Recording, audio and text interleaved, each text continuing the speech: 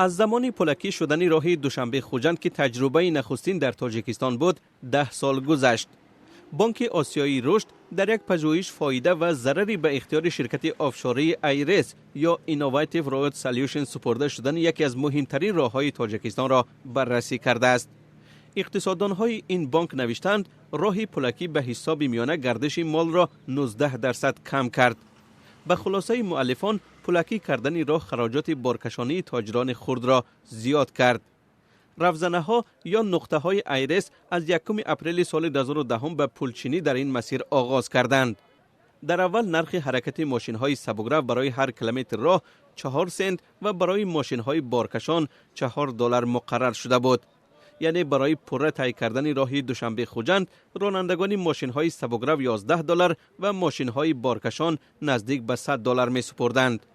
بنابر پایین رفتن قربی سامانی نسبت به دلار، عین زمان شرکت اینوویتیو رود سولوشنز از هر ماشین سبکرو $7 یا 2 سنت برای هر کیلومتری راه پول میگیرد. با اطلاع بانک آسیایی رشد، تاجیکستان برای نوسازی راه دوشنبه خوجند نزدیک $296 میلیون خرج کرده است. از این مبلغ $281 میلیون قرض چین است که به مهلت 20 سال و با بهره سالانه 2% به تاجیکستان داده است. تاجیکستان عهدهدار است که تا سال 2029 این قرض چین را بازگرداند.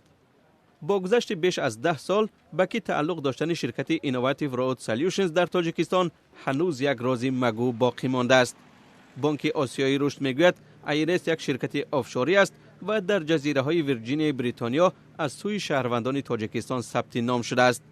تاجیکستان با ایرس برای پولچینی و نگاهبانی راه دوشنبه خوجند به مهلت 30 سال شرطنامه بست و همچنان این شرکت از پرداخت همه گونه انداز و باج‌ها بجز از پرداخت‌های اجتماعی آزاد است.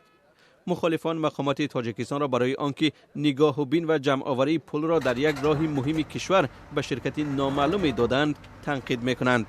مسئولان شرکت ایرس میگویند که برای عوض پولچینی از این راه 10 میلیون سامانی را برای ترمیم و پاککاری این راه از برف و سنگریزه خرج می‌کنند و اگر این مسیر مثل ایرس نگهبانی نمی داشت کار ناشایع می‌شد.